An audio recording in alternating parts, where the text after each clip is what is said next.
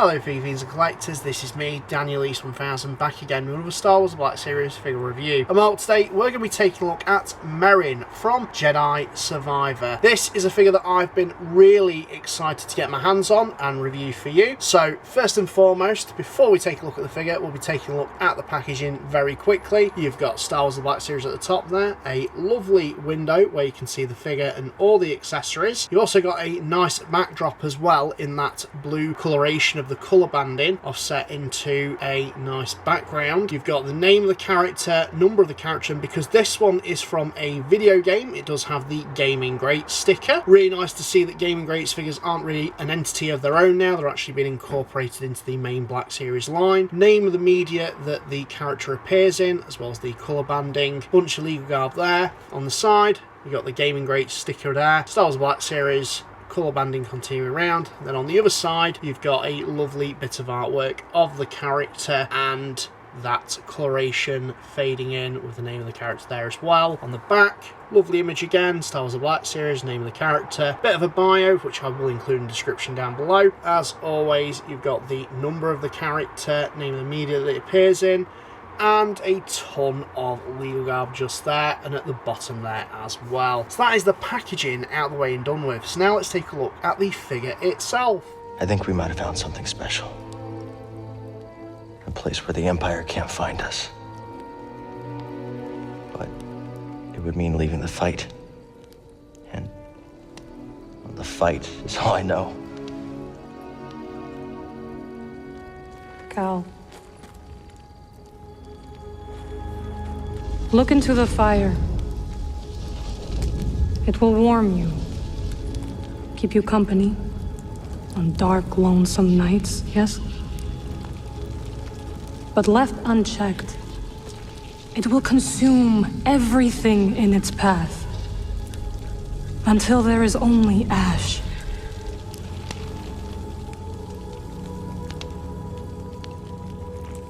But on a cold night, like tonight, a warm fire is perfect. And the company is not so bad either. So here we have Merrin, and I have to say, she is looking absolutely fantastic. I'm surprised that they've gone with this costume version of her first, as this is how she appears in the second installment, rather than going for the Fallen Order look. Now, I will be honest, I'm not fully clued up on all the ins and outs of this character. I only really have a general gist as to who she is and what sort of part she plays in those video games. I am aware that in the first game she starts off as a sort of antagonist to Cal, but over the course of the story comes to work with him, and by the second game is a love interest. I think the coolest thing about Merrin is the fact that she is a Nightsister. I really want to see more Nightsisters in the line. Would just make for some awesome figures and talking points on shelf, for reasons actually that this figure quite nicely demonstrates. So let's just get into that now. Here we have Merrin. Let's take a look at that head sculpt first and foremost, and Hasbro have done an absolutely beautiful job with that. She looks really, really good. I love the paint application on the face with some of those tattoos and markings. Just really, really beautiful, and the hair as well is superb. Having a look at the outfit, she's got this jacket with a hood. The hood is sculpted. It's this solid plastic. Can't really say that we see her with the hood up in the video game. I'm sure someone might correct me on that. So I'm completely cool with it being like that. I think it looks absolutely great. I love the sculpting detailing with those line work and the little doodads as well. But then underneath, you can get that real hint that she's a Nightsister with that red and black, very ornate looking bit of jewellery that she's wearing, of which is really, really nice. And then of course you've got the belt, you've got some various little doodads on that, which are quite interesting. She's got these kind of wrappings, but underneath her arm she's got this very nice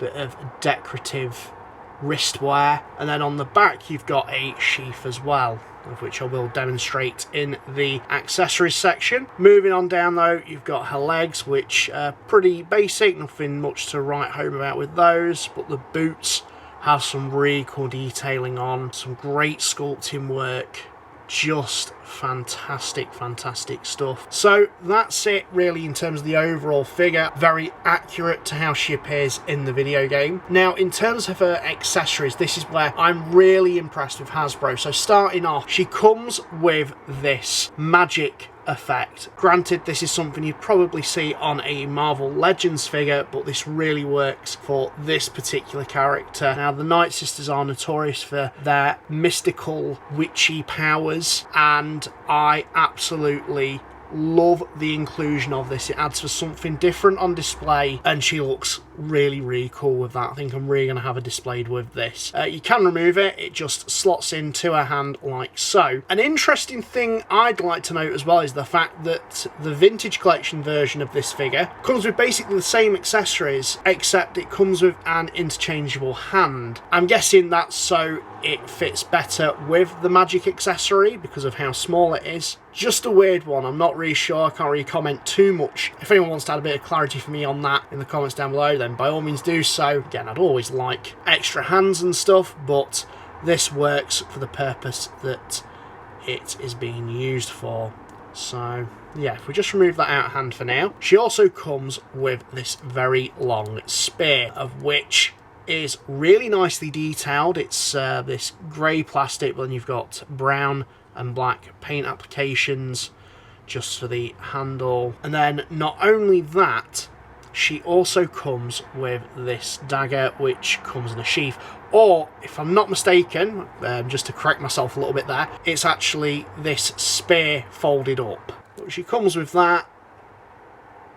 Not much to really ring home about, but it is nice that you can store it just in the sheath on the back there as well, which is really, really cool. But that's it in terms of her accessories, and I can't really think of anything else that they could have included with her. Maybe some additional magic accessories, that would have been pretty dope. But it comes with everything that I feel like it should and needs to come with. Now in terms of articulation, she has a ball joint in the head, a ball joint in the neck as well. It is a little bit hindered due to the jacket, but you can still get some nice range there. You've got butterfly joints in the shoulders. You've got ball jointed shoulders as well, ball jointed elbows. She does have ball jointed wrists, but they are a little bit limited.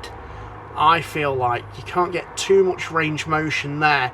It is almost like a swivel, but you've got a ball joint in the torso, ball jointed hips, ball jointed knees, swivel at the tops of the boots, ball jointed ankles with the rocker joints as well. So you can get this figure in some really, really good poses. Admittedly, the wrist articulation isn't as dynamic as some other figures. To be honest, I've not really had a problem in the posing department with that. Likewise with the omission of the swivel thighs, you can still get this figure in some really great poses just because of that additional swivel in the boot there, just to re-straighten that leg out. Overall, I really, really do like this figgy. I think Hasbro have done an amazing job on it. I really would like to see more counterparts, side characters from not just the Jedi Survivor or Fallen Order video games, but other Star Wars media and video games that we've had before it. The detailing on this one though is absolutely fantastic. I love the choice of accessories. Again, we could always have a bit more included these figures, but what we do get